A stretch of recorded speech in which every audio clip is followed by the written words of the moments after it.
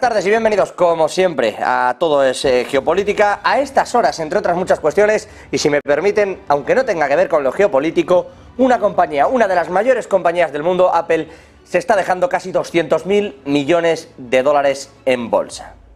Caída en la apertura del 5%, caída brutal y que tiene sobre todo, ahí el gráfico es espectacular, ahí tienen la caída, ahí tienen la cotización y ahí tienen sobre todo en la línea final esa bajada en cuanto ha abierto la compañía de la manzana. ¿Por qué? Porque China, ya lo saben, ha decidido no prohibir, pero sí vetar. Digo no prohibir porque no es una prohibición en todo el país, pero se veta el uso del teléfono de iPhone, de los iPhone, de todos los teléfonos Apple, en empresas públicas, trabajos en trabajos de empresas públicas. Tampoco puedes utilizar el móvil para llamadas de trabajo.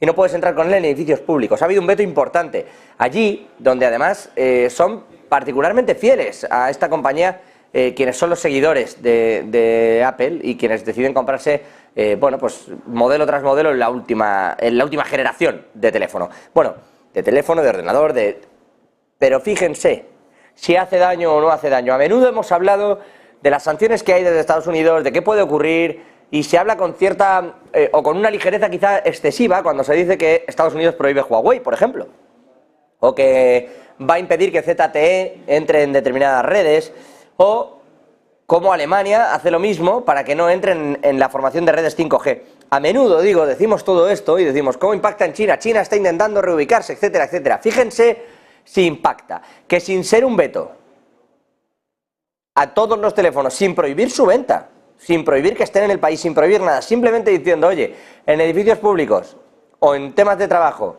o en empresas públicas, no se puede utilizar este teléfono dentro, no lo puedes ni llevar dentro. Claro, esto el golpe es el que están viendo ahí. Ahora se va moderando un poquito la caída, se ha quedado en ese entorno del 3,6%, pero insisto, caída espectacular, cercana al 5%, cerca de 200.000 millones de dólares de caída. Y todo esto mientras la geopolítica sigue mirando a si hay o no hay el fin de una guerra en Ucrania, y siguen volcados en eso, y así se produce o no se produce algún tipo de encuentro, de acercamiento a partir de mañana en Nueva Delhi, en esa cumbre del G20 entre India y China. No son las únicas cuestiones que están pasando, quizás, porque al final todo es geopolítica o todo es economía, si lo quieren, como dijera aquel. Lo más relevante dentro de esa guerra tecnológica es eso que están viendo. Una de las compañías de los buques insignia estadounidenses sufriendo una caída de cerca de 200.000 millones de dólares en la apertura del mercado en algo más ya de media hora. Vamos con el análisis de todo esto y también les contaremos que Ucrania ha decidido que no puede haber elecciones, al menos mientras dure la guerra, y ya tiene nuevo ministro de Defensa, hoy ha tomado posesión. Adrián Celaya, presidente de CAI Group, profesor de Economía Aplicada en la Universidad del País Vasco, y Emiliano García Coso, decano internacional de CEISA. Buenísimas tardes a los dos, ¿cómo estáis? Buenas tardes, José. Buenas tardes, buenas gracias. Bueno, hablamos mucho de las guerras. Si esto no lo es, se le parece mucho. Puedes prohibir ZTE, puedes prohibir Huawei. Se ha levantado esta mañana China con esa necesidad de, pues hoy la devuelvo. Y la vuelta parece evidente, insisto. Se habla poco, pero 200.000 millones de caída en Apple en media hora. Vamos a ver cómo se recompone, cómo se recupera y qué dice de lo que va a ocurrir en China. Pero el golpe parece evidente. Emiliano, Adrián, opiniones, ¿cómo estáis viendo vosotros este sentir dentro del aspecto y del sector tecnológico?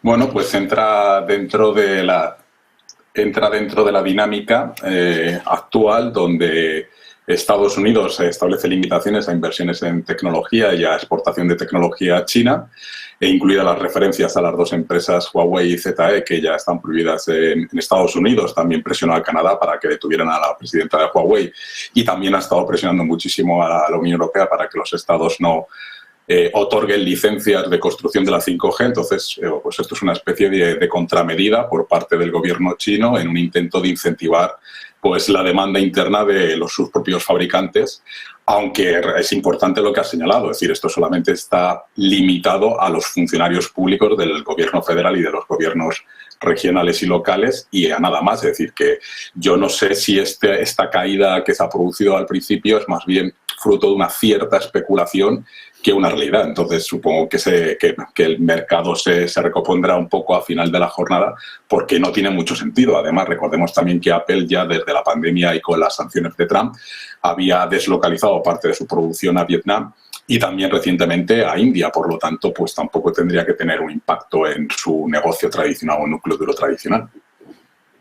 Adrián. Bueno, yo la verdad es que tengo mis dudas de que esto sea parte de esa guerra comercial en la que estamos introducidos desde hace unos años. Sí, parte de ese contexto, vamos a decir, de Guerra Fría, pero esto quizás habría que relacionarlo más probablemente con una medida que ya adoptó Rusia en su momento, con la, vamos a decir, preocupación de que Apple o los dispositivos de Apple puedan ser fácilmente utilizados para la captación de información. Esta es la razón de que esto se limite a funcionarios y empresas públicas. Una preocupación de que se utilicen estos instrumentos de Apple para la captación de información por parte de Estados Unidos, fundamentalmente, ¿no? Hay que tener en cuenta que, efectivamente, aunque Apple ha realizado algunos movimientos de deslocalización, todavía es una de las empresas con mayores apuestas en China. Entonces, es dudoso que China, en cuanto tal, tenga un interés directo, desde el punto de vista estrictamente comercial, en adoptar una medida de este tipo. Yo lo veo más dentro de este contexto de Guerra Fría, en el cual cada vez los gobiernos están demostrando más claramente que están dispuestos, y lo hemos visto continuamente en Europa, a adoptar medidas de sacrificio económico para ellos mismos si creen que dentro de ese contexto de Guerra Fría pues les ayuda a mantener posiciones o a defenderse de posibles ataques de la otra parte. ¿Creéis que esto va a ir a más? Porque estamos hablando, decía Emiliano, bueno, el mercado corregirá y apuntas, Adrián, hay deslocalización pero influye y seguramente la propia compañía tomará medidas. Poquito a poquito, estoy perdiendo yo un poco la vista ya últimamente, pero poquito a poquito parece que va intentando recuperarse también, viendo la cotización, pero es verdad que el varapalo es importante. Yo no sé si como movimiento especulador, mover un 5% a la baja Apple es un movimiento fuerte para ser meramente especulativo, Emiliano. Sí, bueno, la cuantía es importante, pero recordemos que hay importantes fondos que pueden estar interesados en primero bajar para luego comprar a la baja y hacerse con paquetes accionariales importantes. Entonces, no, tampoco me sorprendería mucho teniendo en cuenta cómo está el mercado y las sorpresas que nos depara el mercado todos los días. Sino que se lo pregunten a Telefónica. Sí, bueno, yo no sé si quieren que toque ese tema. Esto suele ser todo geopolítica, pero bueno, quizá más geopolítica también, que Arabia Saudí se haga con un 9,9% de Telefónica.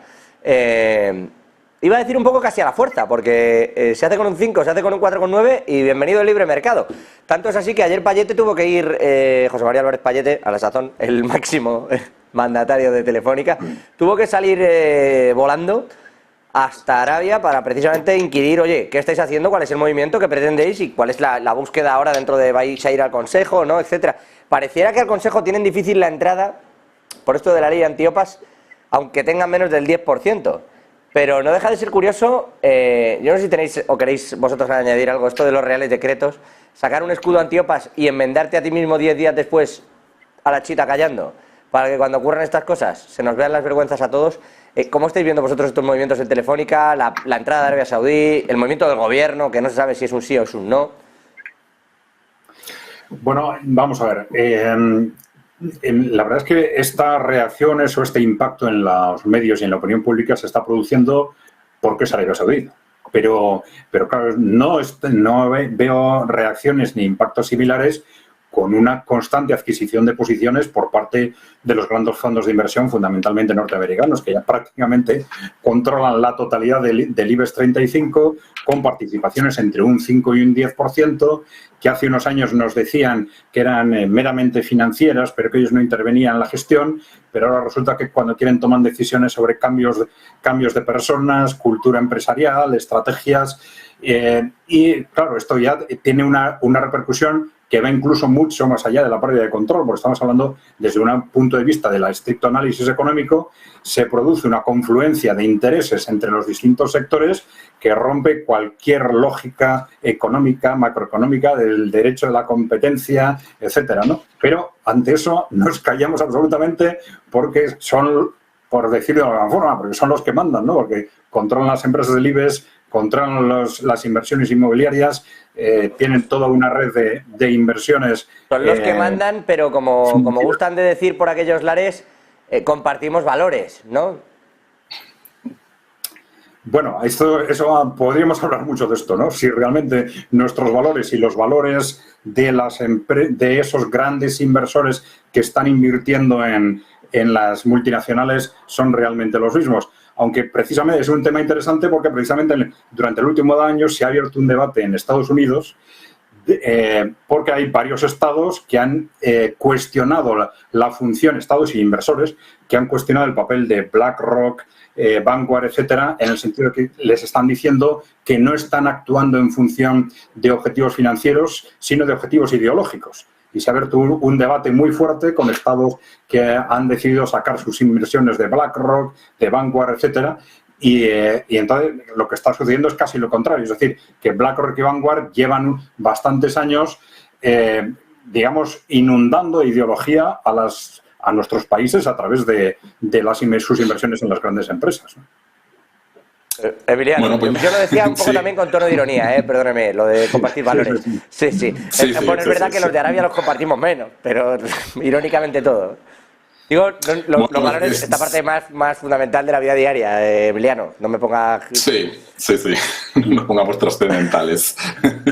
Bueno, pues es que todo este tema de la entrada secreta o comprando a través de una consultora muy importante en el mundo, primero un paquete 4,9 para no llegar al límite del 5 y luego opciones sobre otro 5 para llegar a ese 9%, en el fondo no es una medida que provenga exclusivamente de España, sino que precisamente la Unión Europea aprobó hace ya más de 2 años una recomendación proponiendo a los estados que estableciesen cortapisas a la entrada de fondos soberanos. Y en ese caso, sin mencionarlo, estaba pensando más en empresas chinas y en intervención de posible compra de sectores estratégicos por empresas chinas que están detrás del gobierno chino, que se llama SOES, que en Arabia Saudí. Pero claro, ahora sí que resulta que en este marco ha aparecido esta operación, que coincide además con la entrada de Arabia Saudí en los BRICS, lo cual estrecha sus relaciones también con China y en su caso con Rusia, como estamos viendo que también están jugando al tema del petróleo conjuntamente. Entonces sí que tiene implicaciones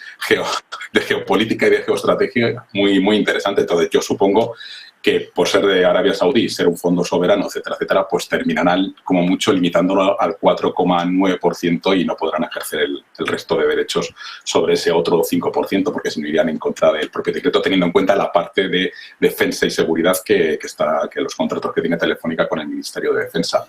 Pero el resto yo creo que entra dentro de la dinámica y bueno, pues habrá que ver qué decisión adopta el gobierno de forma objetiva. Bueno, objetivamente parece que, lo digo, ayer hablamos con ellos y un poco en el off y un poco en el te transmito lo que quiero que transmitas, estaban en esto tiene muchos detallitos. Era un poco la respuesta, no es tan fácil, no es blanco-negro. No, claro, no es blanco-negro, sobre todo porque has sacado, insisto, un Real Decreto que te quitaba armas a ti mismo en cuestiones que eran más blancas o negros. Es decir, para que se hagan una idea los oyentes, dentro de todo esto, en junio se dice que para el 1 de septiembre va a entrar en vigor una suerte de escudo antiopas que, como comenta Emiliano, viene dado desde Europa y bajo ese paraguas, poco más o menos, y en estricto, rápidamente, como un estricto resumen, si supera más de 500 millones la entrada de un accionista, si supera el 5% pero quieres tener un consejero, o si supera el 10% y quieres tener un consejero, en todos estos casos, el 5 en el caso de que sea una actividad estratégica, el 10 en caso de que no lo sea. En cualquiera de esos 3 casos, fíjense si era blanco-negro, que el escudo antiopas se podía aplicar. El problema es que han sacado un decreto ellos mismos que le daba cierta laxitud a cada una de estas 3 cuestiones. Es decir, le añadía grises a esos blancos y negros. Y ahora, en esos grises, el 9,9% de Telefónica en el libre mercado y en manos de Telecom Saudí, de Saudi Telecom. Yo no sé. ¿Vosotros lo de los escudos antiopas lo veis normal o uno ya lanzado al libre mercado se tiene que dejar fluir? Bueno, vamos a ver, estos temas de libre mercado o de protección comercial, yo creo que hay que relativizarlos, no hay que ideologizarlos excesivamente, porque normalmente la virtud está siempre en los intermedios. Es muy fácil teorizar de forma absoluta en términos ideológicos, pero eso no nos lleva a nada, ¿no? Lo que sí es interesante es contemplar cómo nos estamos situando en Europa en general, en un contexto de país de segundo nivel. Es decir, hemos sido los primeros defensores del libre mercado cuando hemos pensado que el libre mercado nos permitía entrar donde nosotros queríamos y criticando a los países que intentaban defenderse con este tipo de medidas. Y ahora, ¿qué ocurre? Que nos estamos dando cuenta de que si mantenemos el criterio de libre mercado, ahora estamos ya en una posición de debilidad estructural que nos sitúa en la necesidad de defendernos como antes no les dejábamos defenderse a estos países. Esto es históricamente muy interesante porque si contemplamos quién ha defendido el libre comercio internacional y quién la restricción, pues siempre ha sido el mismo balance, ¿no? Los países que dominaban la economía internacional eran partidarios del libre comercio, Inglaterra históricamente, y los que empezaban a despuntar defendían el intervencionismo, como Alemania o Estados Unidos en el siglo XIX, hasta que Estados Unidos se hace con el control del mundo y entonces cambian las tornas. Pero también nos está reflejando hasta qué punto Europa está pasando a un segundo o tercer nivel en el mundo. Sí, como bien menciona Adrián, pues en el fondo, prácticamente casi antes del COVID, estamos asistiendo, pero a nivel general, a una vuelta al proteccionismo de todos los países, al proteccionismo de la Unión Europea, sea con medidas comerciales, sea con medidas para evitar la toma de control por fondos soberanos de determinados países o por empresas de apariencia privada, pero, digamos, financiadas por los estados. Y en esa es la dinámica en la que nos encontramos, donde supuestamente por mucho liberalismo o el modelo liberal occidental se siga predicando, pues estamos volviendo en todos los sectores y en todos los ámbitos de la economía a ese proteccionismo, y en algunos casos puede tener una cierta justificación, porque evidentemente hay sectores estratégicos que no los podemos poner en manos, digamos, de empresas que están dependiendo de determinados estados, y eso puede ser Rusia, puede ser China. Ya lo hemos hecho y ya nos fue bastante mal con Gazprom, que sería un ejemplo claro, donde nos pusimos en manos de ellos y ahí estamos todavía sufriendo las consecuencias de esa hiperdependencia energética del suministro, sobre todo para la Europa del Este, entrando por Alemania. Por lo tanto, yo creo que vamos a seguir asistiendo a este tipo de medidas. Y específicamente en el caso de Arabia Saudí, pues yo supongo que negociarán y buscarán que no incremente más del 4,9 en toda esa casuística que ha buscado el legislador, que en concreto no se caracteriza por tener mucha claridad expositiva, porque a veces la redacción no hay que la entienda. También es verdad.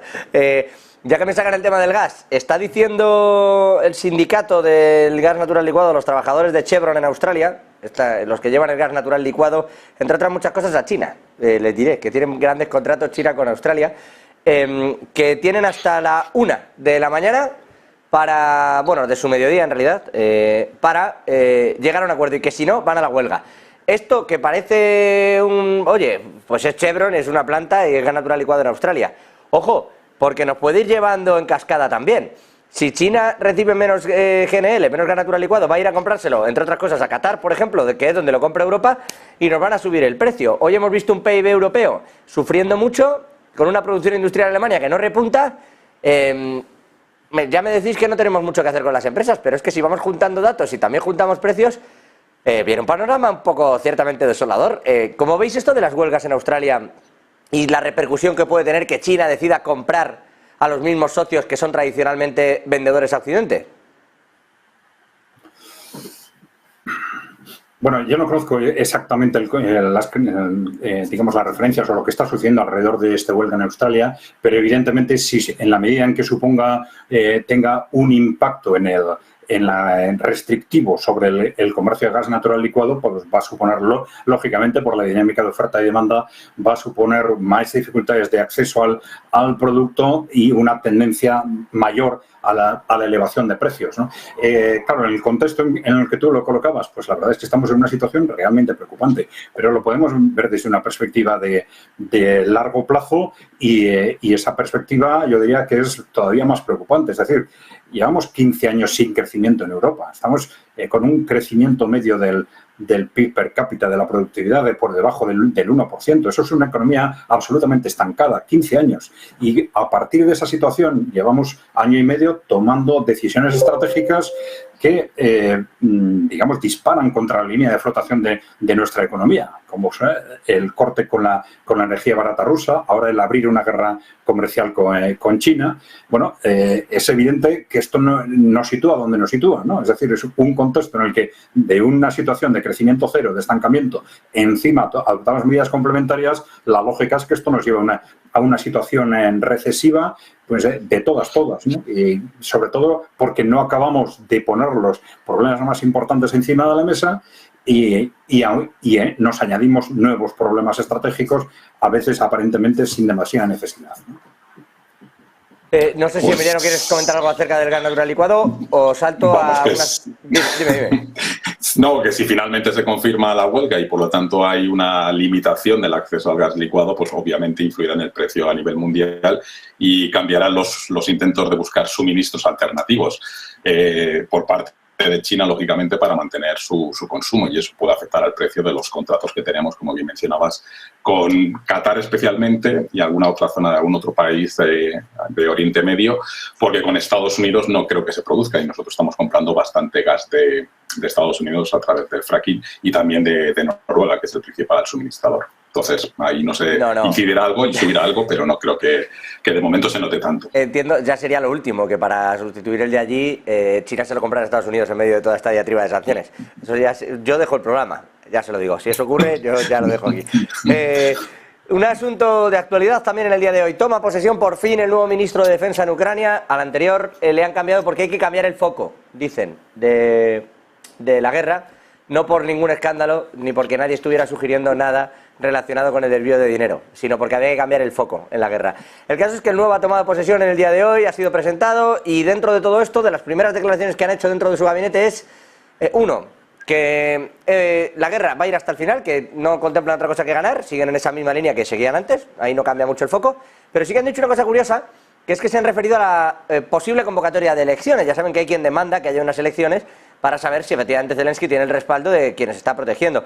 Lo que han venido a decir es que mientras haya una guerra, la injerencia dentro de unas elecciones sería tan absolutamente brutal que sería difícil decidir que lo que salga de ahí ha sido, bueno, pues algo elegido libremente, y que además iba a ser muy difícil también celebrar las propias elecciones. Así que dicen que no tiene sentido que mientras haya guerra haya elecciones, dicen que lo harán después. ¿Lógica esa medida, Adrián, Emiliano? Bueno, vamos a ver, aparentemente sí, ¿no? Las elecciones en un contexto de guerra siempre es algo complicado, ¿no?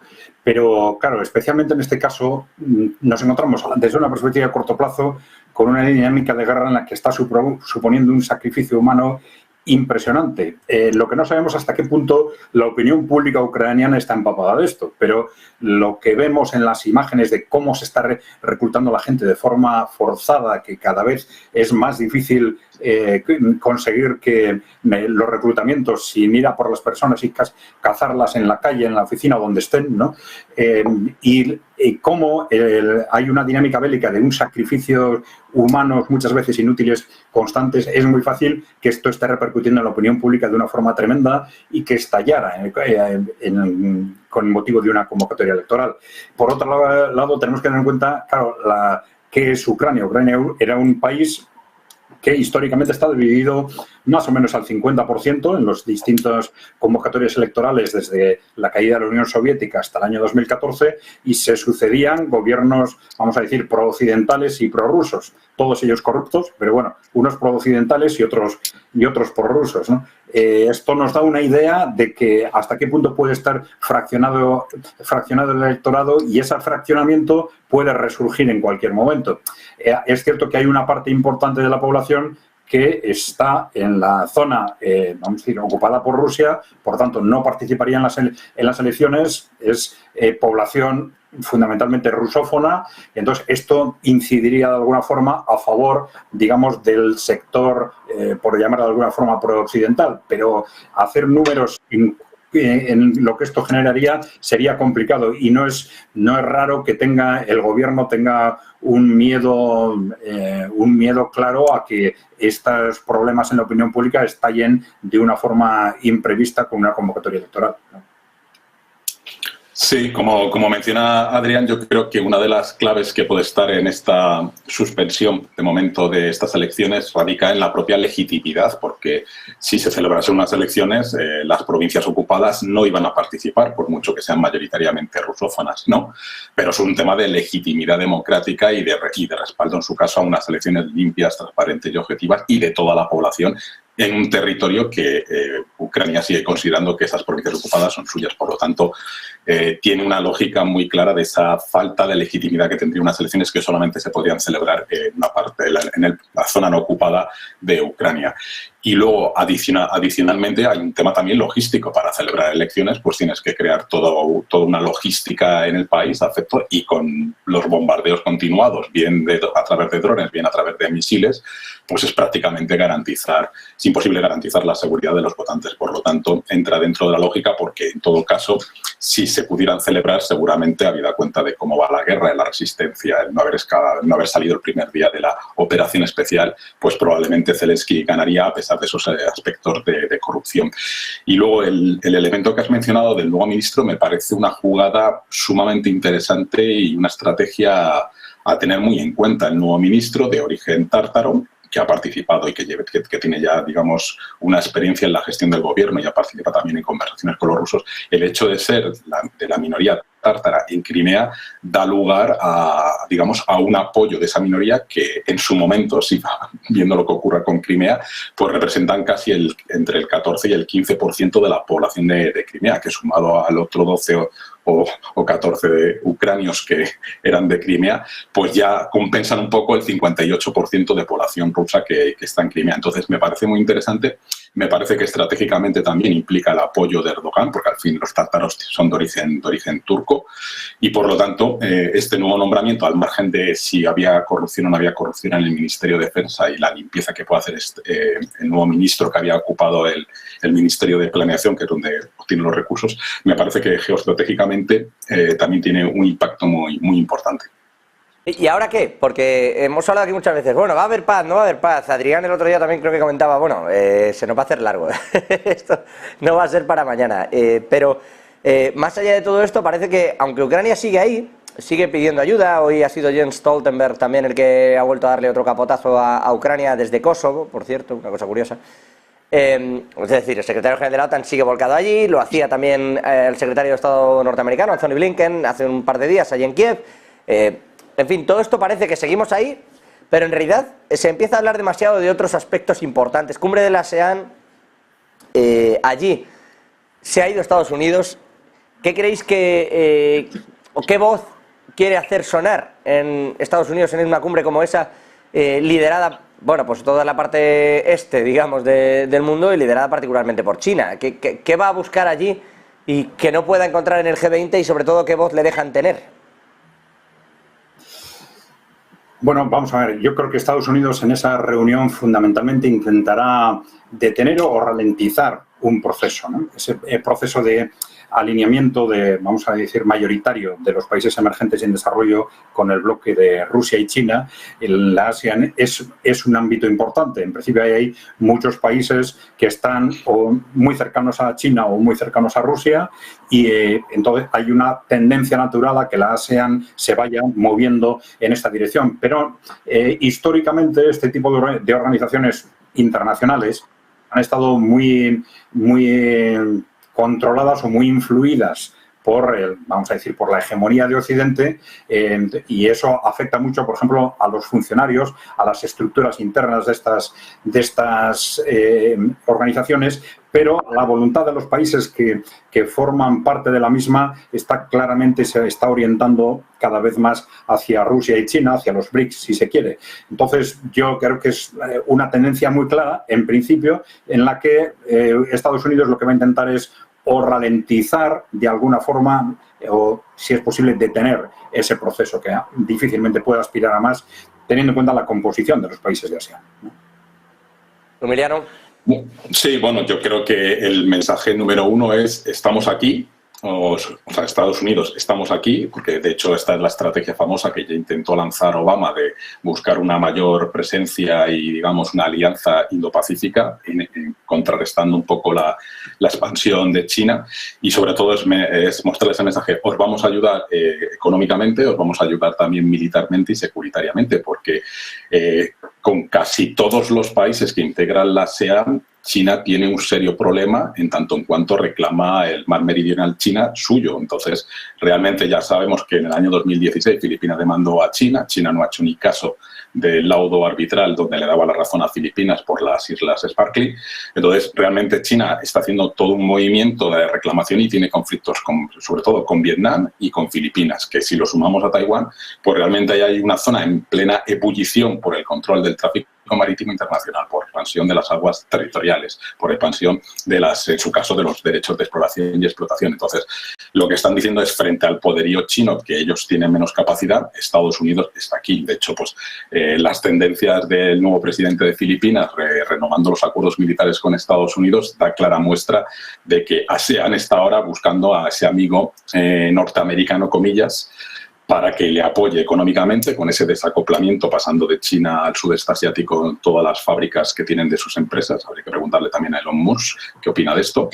Y luego en el tema securitario. Yo creo que ha sido un gran error, creo que hubiera quedado muy bien si hubiera estado presente el presidente Biden en lugar de haber enviado a la vicepresidenta. Eso hubiera dado otro significado y hubiera contrarrestado pues que China a estas cumbres siempre envía al primer ministro Li Qiang, en este caso de Exteriores, a esas cumbres. Además, recordemos también la famosa alianza que ha hecho Estados Unidos con Corea del Sur y con Japón y la relación que está habiendo con la famosa visita de Corea del Norte a Rusia. Entonces, esa zona es ahora mismo sumamente interesante de analizar porque hay muchos movimientos con diferentes objetivos y, en el fondo, detrás de todos estos escenarios y movimientos está China y Estados Unidos.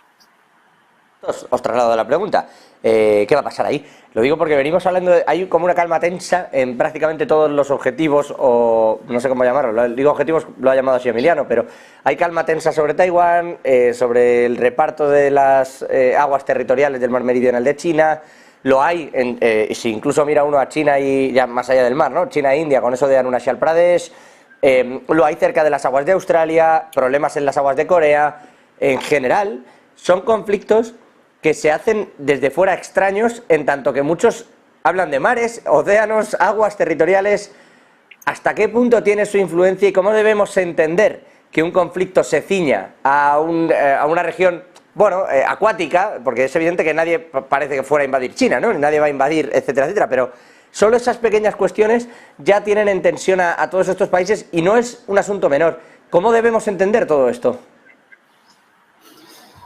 Bueno, vamos a ver. Yo creo que precisamente la importancia de las aguas está muy relacionado con el contexto geopolítico que tú comentas y con la amenaza o el miedo que existe en esos países a una conflagración internacional o mundial en el Pacífico, ¿no? Ha habido muchos posicionamientos de China de coger el control de determinadas pequeñas islas, etcétera, está muy relacionado con esto. Es decir, su capacidad de defenderse frente a una hipotética agresión de Estados Unidos o de Estados Unidos y sus aliados, ¿no? Lo que está pasando, efectivamente, tenemos, vamos a decir, tres bloques ahí, ¿no? Dentro del Pacífico. Tenemos el bloque, digamos, Rusia, China, aunque ahora de alguna forma está muy cercano, pues Corea del Norte. Tenemos ese bloque de muy cercano a Estados Unidos, que pueden ser Japón, Corea del Sur, Taiwán. Y luego tenemos los ASEAN, que es una combinación de países en los que hay algunos muy cercanos a China o a Rusia, porque no hay que olvidar ese papel que históricamente ha jugado, durante los últimos 20 años han jugado Rusia y China, de repartirse papeles a la hora de jugar con enemigos históricos, ¿no? Los dos son países muy grandes, y en los países muy grandes es normal que los países contiguos tengan recelos históricos con ellos, y entonces Rusia ha jugado el papel de sustituir a China en las relaciones, por ejemplo, con India o con Vietnam, ¿no? Entonces, Vietnam está claramente apostando por el bloque BRICS a pesar de ese enfrentamiento histórico o esos recelos históricos frente a China. Pero también pues tenemos países como Camboya, Indonesia, que también claramente está apostando por los BRICS. Efectivamente, excepto Filipinas y quizás algún otro, pues la práctica totalidad con distintos niveles, con distintos grados, pero están apuntando claramente hacia el bloque de los BRICS, ¿no? Yo creo que esos son un poco los tres contextos en los que se está moviendo la relación de fuerzas en el Pacífico. Y con respecto a la posibilidad de que haya un estallido, pues efectivamente estamos en un momento clave que, más que del Pacífico, yo creo que está dependiendo de Ucrania, porque ha habido por parte de los sectores más agresivos de Occidente durante un tiempo quizás una apuesta a ver si le sale bien esta apuesta de Ucrania a la hora de debilitar a Rusia, que era el objetivo estratégico clave, y si debilitamos a Rusia ya estamos preparando el camino para después, digamos, neutralizar a China, ¿no? Pero a medida que les queda muy claro que esta apuesta de Ucrania ha salido o está saliendo mal, pues ahí tenemos una decisión estratégica en Occidente, que es o acepto un nuevo mundo multipolar y hago un pacto internacional para hacerlo posible, o doy un salto adelante y apuesto por una guerra internacional, una guerra mundial como única salida. Emiliano, al respecto, y añadiéndote esa pregunta, ¿no? Porque Adrián lo estaba diciendo bueno, poniendo el foco cada uno de esos detalles, de esos puntos calientes, ¿no? de la tensión geopolítica que hay en la zona, pero ¿por qué querer discutir por un mar? Pues es clave por múltiples factores. Uno, por los temas de la explotación y exploración en las plataformas continentales, que eso es clave desde el punto de vista de recursos naturales. Y dos, recordemos que ¿quién domina las cadenas de suministros globales? Pues China, y luego ya vendríamos Vietnam y demás. ¿Por dónde pasa todo ese tráfico internacional marítimo? Por esa zona. Por lo tanto, es clave tanto desde el punto de vista económico como desde el punto de vista de explotación de recursos naturales, como desde el punto de vista de el anhelado deseo de China de tener una salida directa al Pacífico sin necesidad de cruzar aguas jurisdiccionales de Japón, Taiwán, Filipinas, etcétera, etcétera. Es decir, que también desde el punto de vista securitario para ellos y en ese desarrollo de modernización de su armada tienen necesidad de ejercer derechos de control de esas aguas para tener esa salida directa al Pacífico. Es decir, que eso es una zona clave. Si no, fijaros el volumen de barcos que pasan por el estrecho de Malaca de todo tipo y de toda condición. Es decir, que si ahí hubiera una guerra, tendríamos un serio problema de todo tipo y condición, es decir, económico y no económico. Bueno, me voy a quedar con todos estos asuntos y efectivamente yo preguntaba con cierta sorna por lo del mar, no por el mar en sí, sino entiendo la problemática, pero cuando se habla tanto de esos mares, muchas veces a uno le suena como a un conflicto que no ocurrirá, ¿no? Nos es muy fácil ver oye, se invade no sé quién, hay una guerra no sé cómo, pero discutir por un mar que no ocupas, que no te quedas, que no habitas, se hace como extraño, piensas, durará poco.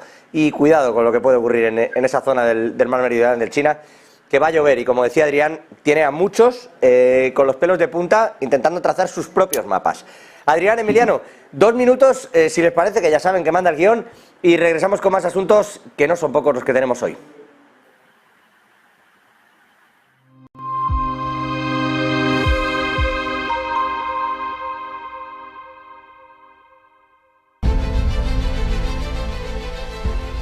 No puede volver atrás y cambiar el principio, pero puede comenzar donde está y cambiar el final. En Luna Sevilla queremos ser su asesor financiero de referencia para mejorar su presente y su futuro patrimonial, prestando nuestros servicios como agentes de Caser Asesores Financieros.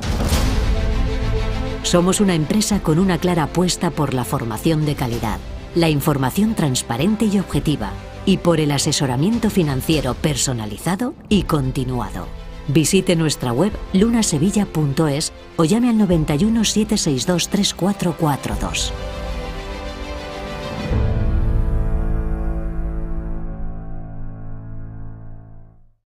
¿Se puede poner a prueba vuestra tecnología de trading? Sí. ¿Y vuestra ejecución funciona al milisegundo? Sí. Y vuestros spreads están entre los más bajos del mercado, ¿no? Si quiere, puede probar nuestra primera demo. Es difícil encontrar un broker que cumpla con todas sus expectativas. O quizá no tanto. Active Trades, broker online desde 2001.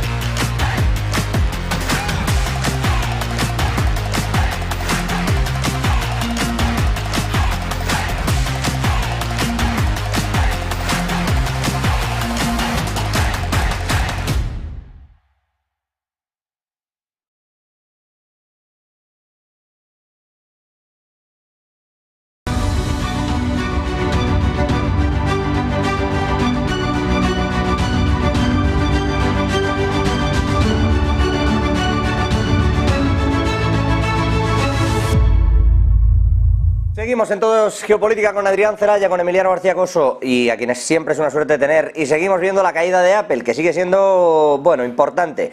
Nos quedamos de todas formas con esa reflexión de Emiliano, sobre todo para ver si ocurre. Que es que en los próximos días a ver si hay movimientos también hacia arriba o son movimientos especuladores o qué hay detrás, ¿no? Desde luego le está afectando evidentemente lo que está ocurriendo en China, no lo quita nadie al margen del chascarrillo. Le afecta y es importante, ¿no? 200.000 millones de dólares prácticamente volando en un ratito, ahora ya 1 hora y 10, pero en 20 minutos ya habían volado, ¿no? Ahora se mantiene en esa estabilidad ahí abajo. 176,97 dólares por acción, pero hay dos lugares donde querría poner el foco antes de terminar este Todo es Geopolítica. Uno, casi donde empezamos, porque hemos hablado sin querer de Telefónica, pero no por Telefónica, sino por Emiratos Árabes Unidos, Arabia Saudí. Son países que están empezando a cobrar una fuerza importante en el entorno geopolítico y que incluso hoy han recibido, entre otras cosas, en Emiratos Árabes Unidos, a Ursula von der Leyen, a la presidenta de la Comisión Europea, que ha ido allí a intentar que las sanciones que pone Europa no se escapen. Se han dado cuenta hoy, ¿saben? Estamos a punto de hacer casi 2 años. En marzo haremos 2 años de la guerra y de las primeras sanciones que se le impuso a Rusia. 11 paquetes después, Ursula von der Leyen ha decidido ir a Emiratos Árabes Unidos a ver si les convence de que las sanciones que pone Europa no se las puede saltar Rusia a través de esos países.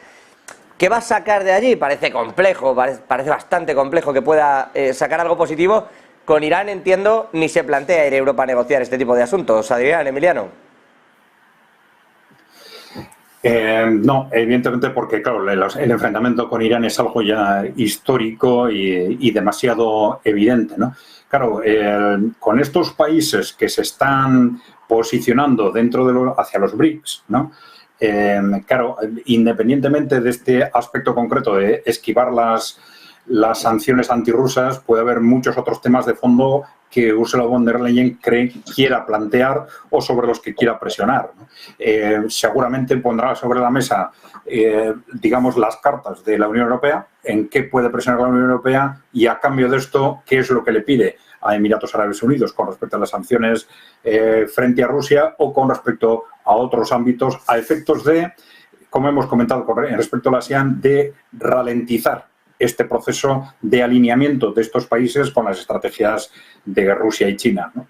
Yo creo que un poco estas son las coordenadas que pueden ser previsibles.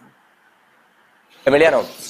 Sí, yo creo que, bueno, pues una vez más, Europa a veces peca de cierta prepotencia porque a estas alturas del partido tratar de convencer a Emiratos Árabes o a la propia Arabia Saudí o a otros actores que tienen que tratar de cumplir las sanciones de Europa o las de Estados Unidos, pues como que van a decir que ellos tienen otros objetivos, tanto de su desarrollo como de apertura de mercados, etcétera, etcétera. Entonces, bueno, pues quedará muy bien la foto, quedará muy bien el intento, pero dudo mucho que tenga una eficacia real y efectiva en tanto en cuanto, pues bueno, si hay alguna contramedida que deje caer von der Leyen en esa conversación respecto a las relaciones con la Unión Europea, ellos tienen claramente ya otras alternativas mucho más potentes y con muchas más necesidades de lo que ellos tienen, que en este caso son fundamentalmente energía, pues especialmente pensando en China o la propia India.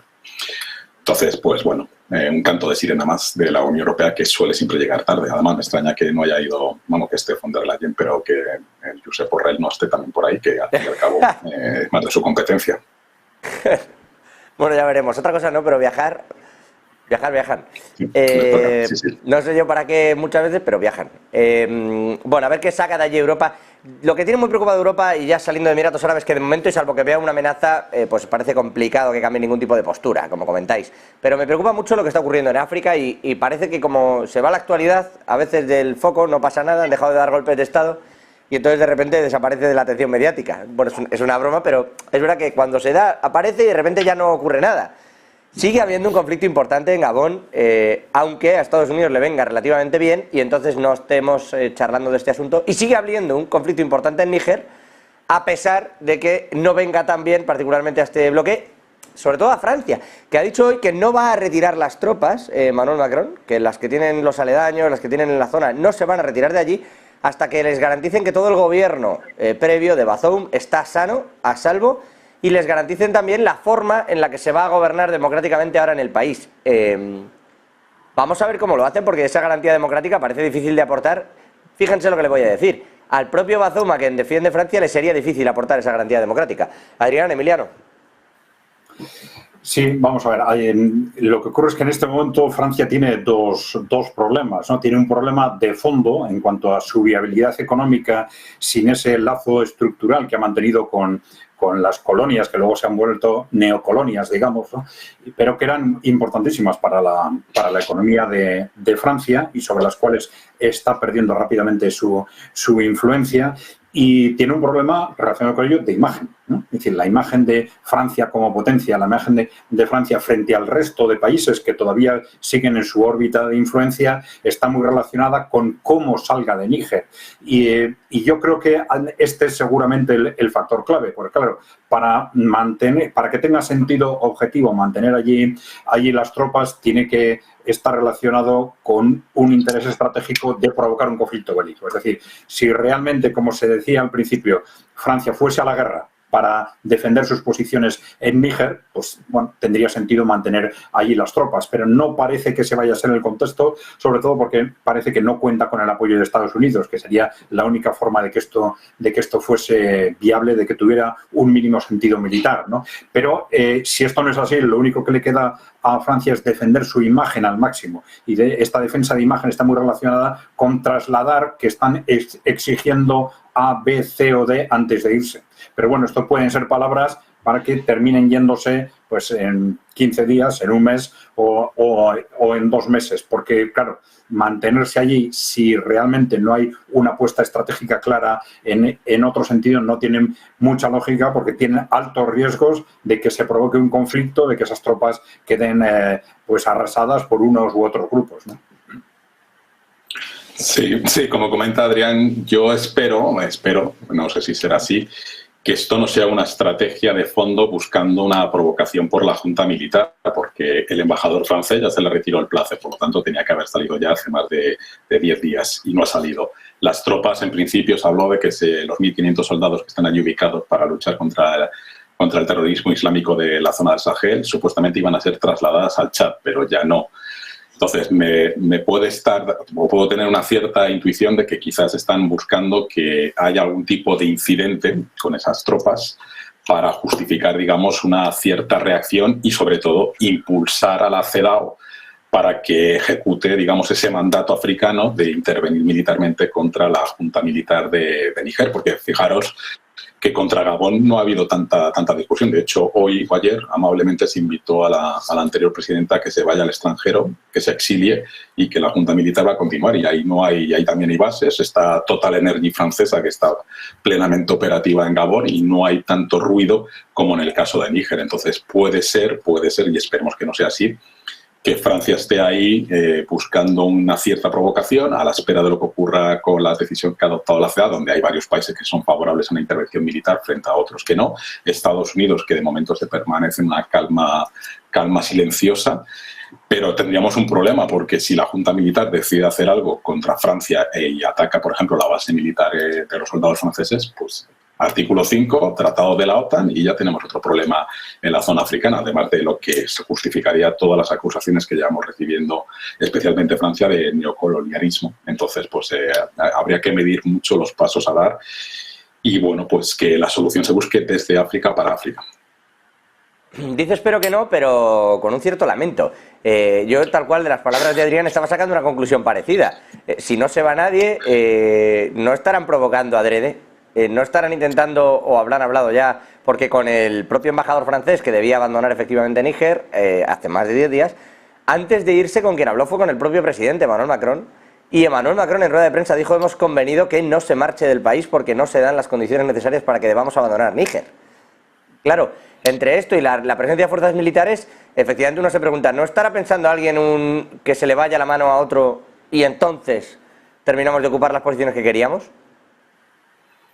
Pues sería un craso error, porque de hecho, o sea, el argumento que da el presidente Macron es: yo no reconozco al gobierno, por lo tanto este gobierno retira el plácet a mi embajador, pero como no es un gobierno legítimo, yo solamente reconozco el gobierno anterior de Bazoum, pues no hay efectividad a esa toma de decisiones, y por lo tanto tampoco acepto que un gobierno no legítimo ordene la salida de mis tropas del territorio de Níger.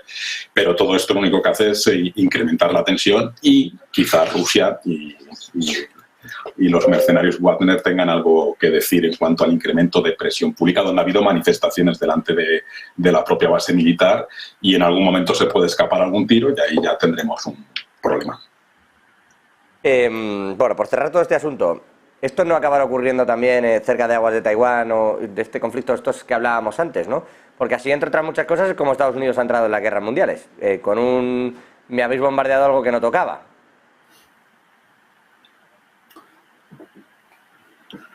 Bueno, lo voy a dejar en silencio casi como administrativo. No, puede ocurrir, porque recordemos que Estados Unidos sigue vendiendo armas a Taiwán de forma masiva. Entonces, pues en algún tipo de cruce de barcos o de control de las patrulleras chinas y de la Armada china, que cada vez son más intensas en las aguas jurisdiccionales de Taiwán, o que afecten a algún mercante de bandera taiwanesa o estadounidense, o pescadores, que es una zona muy, muy complicada, porque hay amenazas de que las patrulleras chinas acosan a pescadores vietnamitas, a filipinos, a barcos mercantes de determinadas banderas, porque consideran que son sus aguas jurisdiccionales. Es decir, que como hipótesis está ahí. Ya que ese incidente derive en una guerra es más difícil, porque para eso hay otros medios, digamos, de diálogos diplomáticos y de solución de diferencias. Pero puede incrementar la tensión, y al final, pues un volcán de tanto magma, pues al final termina explotando. Vamos a ver, sí, yo les dejo casi... Adrián, ¿sí? No, que efectivamente ese tipo de incidentes suelen ser normalmente un pretexto para poner en marcha una decisión que ya está tomada. Claro. Tendría que ser que es el contexto, que Estados Unidos ya haya tomado la decisión de ir a una guerra mundial, entonces busque un pretexto en el Pacífico o en África o en Europa para ponerla en marcha. Está buscando a un soldado de Níger que pertenezca a la CIA, ¿no? Para empezar. Adrián, Emiliano, casi por donde empezamos con el asunto tecnológico y con Apple. Quiero acabar también aquí brevísimamente, casi en un minuto, pero Estados Unidos le puso aranceles a todo el mundo con el tema del acero de la mano de Donald Trump. Ahora parece que va a llegar a un acuerdo con Europa para que sean sobre todo a China y desde luego quiten a Europa de esos aranceles. China, la respuesta que ha dado es: nosotros lo que estamos es mirando si ponerle impuestos al hierro. Quiero decir, de repente volvemos otra vez a esta suerte de guerra económica vía materiales. ¿Tenemos un problema también en este punto, igual que lo tenemos con el crudo, que lo tenemos con el gas natural o que lo hemos tenido con algunas otras cosas? Bueno, evidentemente, siempre que cortamos el paso a productos que están entrando en nuestro mercado por ser más baratos o mejores, nos estamos creando un problema a la vez, evidentemente, ¿no? Pero claro, estamos en un contexto en el que las razones de fondo apuntan más a tratarse de objetivos geopolíticos que otra cosa. Es decir, una vez que después del estallido en Ucrania, Estados Unidos, Occidente, realiza una serie de gestiones para ver si puede conseguir la complicidad de China. Pasan unos meses, se da cuenta de que eso es imposible, pues entonces hay que ir contra China también. Entonces se empiezan a adoptar una serie de medidas y a presionar a Europa para que las tome, que van directamente apuntando a debilitar como sea el posicionamiento de China en el mundo. Pero claro, estas aranceles que están sobre la mesa, que hablan de, al final, cifras inferiores al 10% para los otros países, los países europeos fundamentalmente, y del 122% para China, pues está claro que estamos en un contexto de buscar un pretexto para atacar la economía china como sea. Vamos a ver cuáles son las respuestas, etcétera, pero creo que claramente hay que situarse. Emiliano. Sí, estamos de nuevo, parece la época de Trump, ¿no? Pero a mí me gustaría que por una vez, o quizás haya llegado el momento de que Europa no sea el mero conducto de las decisiones de Estados Unidos, porque en el fondo nosotros competimos con la economía y las empresas norteamericanas. Entonces, hacerle un poco el juego de vosotros incrementáis aranceles, nosotros también para China, pues me parece que nosotros deberíamos tener mayor identidad propia, sobre todo en el tema del comercio internacional. Esto probablemente implicará, como son medidas totalmente desproporcionadas, pues supongo que la Organización Mundial del Comercio o China demandará a Estados Unidos y quizás probablemente también a la Unión Europea por incrementar unilateralmente los aranceles de forma desproporcionada. Entonces, de momento lo tendremos ahí contenido en términos legales en el marco de la Organización Mundial del Comercio, pero nos veremos abocados a nuevos incrementos de otros productos más sensibles por parte de China y que incidirán un poco en el escaso crecimiento europeo que tenemos y el que se aproxima, y especialmente economías que son más sensibles a cualquier medida comercial china de incremento de aranceles, como puede ser Alemania, o como puede ser Francia, como puede ser Italia. Y entonces ahí ya es cuando ya no vamos a tener 0,1 de crecimiento, sino menos 1. Entonces, pues veremos qué pasa en los próximos semanas, meses. Ayer en concreto, no sé todavía con el hierro, el acero y tal, pero sacamos en la noche, en el cierre de Wall Street, un gráfico de los movimientos que hubo en el 2015 con el petróleo, y le dimos la vuelta, es decir, hicimos espejos. Y si no hubiera subido desde aquellos 40 hasta aquellos 64, 70, ¿cuáles habrían sido los cambios en el PIB de los países, ¿no? Según el movimiento del crudo? Y claro, Europa hubiera tenido un crecimiento de PIB brutal y habría caído en Rusia, en Arabia Saudí, etcétera. O sea, que todas estas sanciones de pronto sobre 2 o 3 elementos distorsionan por completo la economía mundial. Adrián Celaya, presidente de CAI Group, profesor de Economía Aplicada en la Universidad del País Vasco, Emiliano García Coso, decano internacional de CEISA. Gracias a los dos, hoy más económico que geopolítico, pero bueno, como diría aquel, es la economía, ya saben. Manda. Adrián, Emiliano, muchas gracias, José. Millones de gracias, abrazos. Un saludo, Adrián. Nosotros frenamos, nada, 2 minutos. Se pone a los mandos Marta Vilar con Conexión Vilar, trayéndoles toda la actualidad, todos los detalles. Lo que está diciendo también la FEDIC, ese regulador, ese asegurador, reaseguros, que lanzan allí desde Estados Unidos para la banca, en serio, el vigilante de los bancos, que por cierto dice que hay 43 todavía en peligro. En fin, todos estos detalles y el resto de noticias de la actualidad de la mano de Marta Vilar y de Javi Luengo ya, en 2 minutos.